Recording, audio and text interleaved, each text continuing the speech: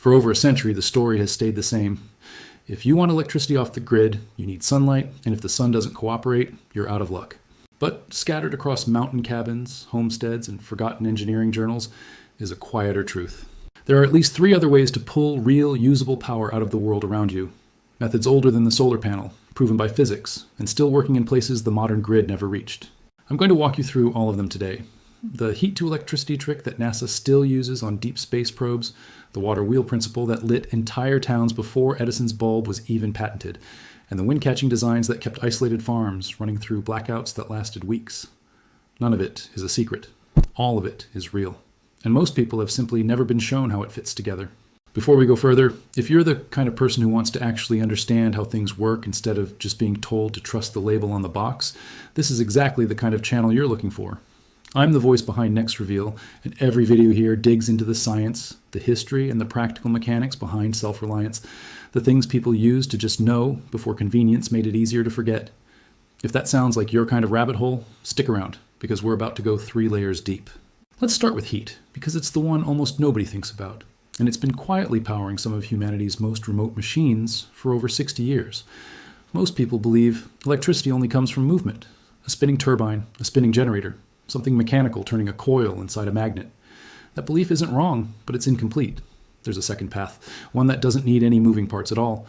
It's called the Seebeck Effect, discovered by the German physicist Thomas Johann Seebeck in 1821, nearly 2 centuries ago, when he noticed something strange in his lab. When you join 2 different metals together and heat one side while keeping the other cool, a small voltage appears at the junction, all on its own. No spinning shaft, no fuel burning inside a piston, just a temperature difference, quietly doing work. For most of the 19th century, this was a laboratory curiosity, a strange little effect scientists noted and moved past. Then space exploration changed everything. When NASA needed to power probes traveling so far from the sun that solar panels became useless, engineers turned to Seebeck's old discovery.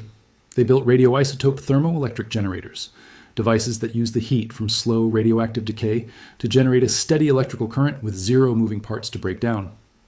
Voyager 1, launched in 1977, is still transmitting data from interstellar space today, powered in part by this exact principle. That's not a claim. That's public record from one of the most scrutinized science programs on Earth. Here's where it becomes personal instead of just historical. You don't need a spacecraft or a radioactive core to use the same physics. A modern thermoelectric generator, often just called a TEG, is a small solid-state module you can buy for the price of a decent tool. Clip one to the side of a wood stove, a rocket mass heater, or even a well-insulated chimney pipe, and the temperature gap between the hot metal and the cooler room air produces a small but genuinely continuous current. It won't run your refrigerator, but it will trickle charge a battery bank, keep a radio alive, or power LED lighting through a winter storm when the grid has already failed and everyone else is sitting in the dark. The physics is 100 years settled. The only thing missing was someone showing you it existed outside of a physics classroom. But heat is only the first layer. The second one goes back even further, and it's arguably the most underestimated power source in the history of engineering. Long before anyone burned coal to boil water into steam, people were using moving water directly to do work. Grinding grain, running sawmills, powering the earliest textile factories. The principle is almost embarrassingly simple. Water falling or flowing has kinetic energy. And if you place something in its path that can capture that motion and convert it into rotation, you get continuous mechanical power.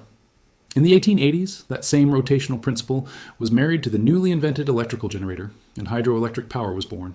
The very first hydroelectric plant in the United States began operating in 1882 in Appleton, Wisconsin, lighting a paper mill and a private home using nothing but the flow of the Fox River. What almost nobody realizes is that you don't need a river the size of the Fox to benefit from this. Micro-hydro systems, built for a single homestead rather than an entire town, can generate meaningful round-the-clock power from a stream that most people would dismiss as barely more than a trickle. Unlike solar, which stops the moment the sun sets, and unlike wind, which stops the moment the air goes still, a flowing stream typically keeps moving 24 hours a day in every season except deep freeze. That means a properly sited micro-hydro turbine can produce steady, predictable output around the clock, something neither solar nor wind can promise on its own. The trade-off is honest and worth stating plainly. You need actual moving water on your property, with enough elevation drop to generate real pressure, and the setup requires more upfront engineering than bolting a panel to a roof. It isn't for everyone. But for the people who have the terrain, it's arguably the most reliable off-grid power source that exists. That brings us to the third layer, the one most people think they already understand, and mostly don't: wind. The common image is a towering 3-blade turbine on a hilltop, and that image alone has convinced a lot of homeowners that wind power isn't realistic at a small scale.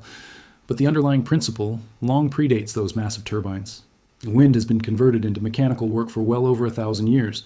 Persian windmills were grinding grain as early as the 9th century, and by the time American settlers reached the Great Plains in the 1800s, small multi-bladed windmills were a common sight on farms, mostly used to pump water from underground wells without a single drop of fuel. The modern version of that same idea is a small-scale wind turbine sized for a single household rather than a utility grid. These units, often mounted on a pole in the 20 to 30-foot range, can generate meaningful power in areas with consistent wind. And critically, they keep producing after dark and through overcast weather, which is exactly when solar panels go quiet. The science behind it is straightforward. Wind has kinetic energy proportional to the cube of its speed, meaning even modest increases in wind speed produce outsized increases in power output. That's why site selection matters more than almost anything else in a home wind setup. A turbine on an open ridge will vastly outperform the same turbine tucked behind a tree line or a barn roof. This is usually the point where people ask the honest question, and it deserves an honest answer. If all of this works, why does everyone default to solar? Partly, it's manufacturing scale. Solar panels became mass-produced and cheap far faster than micro-hydro or small wind components, which are still mostly built in smaller batches by specialized manufacturers. Partly it's marketing. A panel you bolt to a roof is a simpler sale than a turbine that needs proper wind exposure or a stream that needs the right elevation drop. And partly it's just information gap. Nobody's hiding thermoelectric generators or micro-hydro systems in a vault somewhere. They're sitting in plain sight in engineering catalogs and off-grid forms, waiting for someone to explain why they matter and how they actually fit into a real system. And that's really the deepest point of everything we've covered today.